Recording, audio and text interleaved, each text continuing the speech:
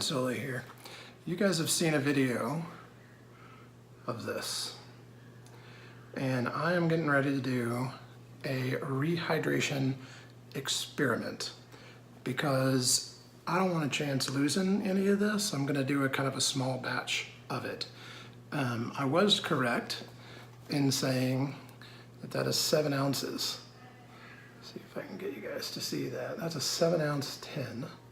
That probably isn't showing up that well, but this is a 7-ounce tin.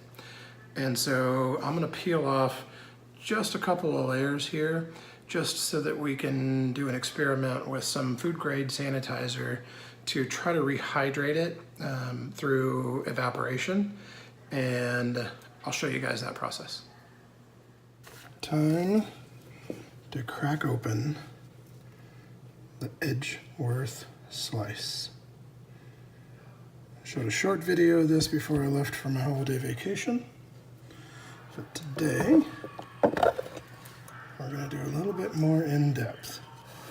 So here is the top of the tin. I've looked on this thing to try to find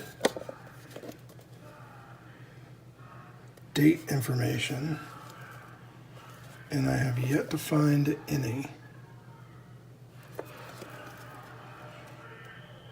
I have to believe it's fairly old. I don't know when they stopped producing the slice, but it has been a while.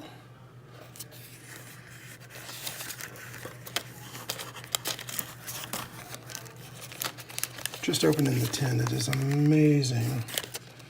The smell is literally unreal. It's like this thing was just packed yesterday. It smells that good. So, the hard part is going to be trying to get this stuff out without totally demolishing the package. Nice and easy.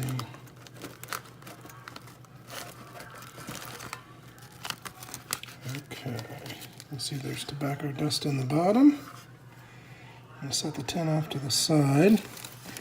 You guys, you're not going to believe this, but look at that. There is not one, but 2 rows of slice in this thing. That's literally how much tobacco there is. So I'm going to tell you right now, I'm not going to hydrate all of this just yet. I'm only going to do part of it. So I got to be very careful taking this stuff off. You can see there's another piece of paper underneath. Hopefully you all can see that good. I'm trying to do this without letting this whole thing just fall apart because it's really, really dry. Okay. I'll put this back up here. You can tell this is like super delicate.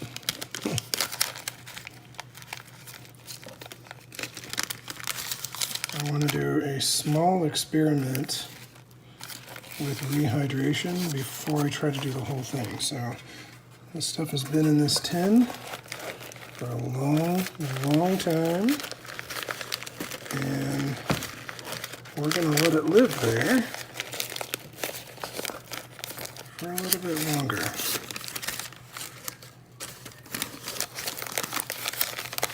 And again, I'm not overly worried about this packaging. I'm more worried about the contents. Okay, so what I'm going to do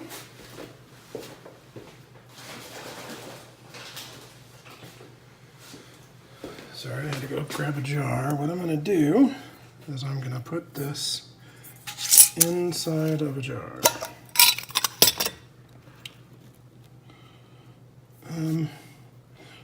Actually, you guys are along for the ride here. This jar here, it's just a Walmart jar. Seems to be airtight, and I have actually sanitized this with Star San. So this stuff is like really, really dry. But look at the flake. Look at that. I mean, there is zero sign of mold, which is phenomenal. I imagine this stuff dried out pretty quick because those tins aren't real airtight.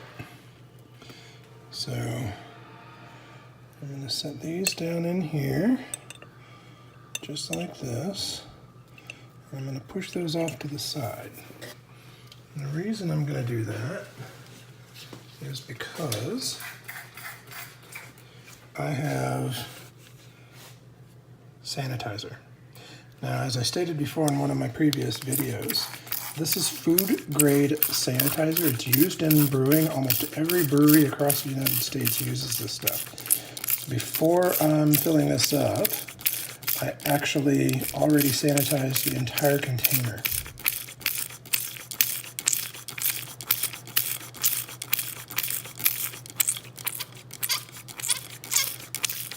And these bubbles eventually will dissipate. But what I want in this jar is that moisture. So this is going to be the hard part, because I certainly don't want to spill any of this water right there, and I want that to sit right on the bottom. So you can see how I've placed it here. So I've got a line of flake on that side, a line of flake on this side, and I presume that's maybe an ounce, probably not even an ounce. But again, I don't want a chance of using a whole bunch in case this doesn't work. And so now what I'm going to do, actually before I do that, you can see all these flakes on here. I do not want to lose those. So I'm going to put those back inside the container, because that is flaked gold. Alright, and guys, I got to tell you, every time I open this thing, the smell is just simply amazing. Okay, so flake on this side, flake on this side, sanitizing solution here. I don't have to worry about this being distilled water or anything, because as that water evaporates, it's going to essentially be distilled anyway. So I'm just going to put this into a place where I know it's not going to get knocked around. I know I don't have to worry about that liquid coming out. So I'm going to seal this up, and I'm going to go on a hunting trip, just to give you guys an idea when I'm doing this. I'm going to go on a hunting trip for about 3 days.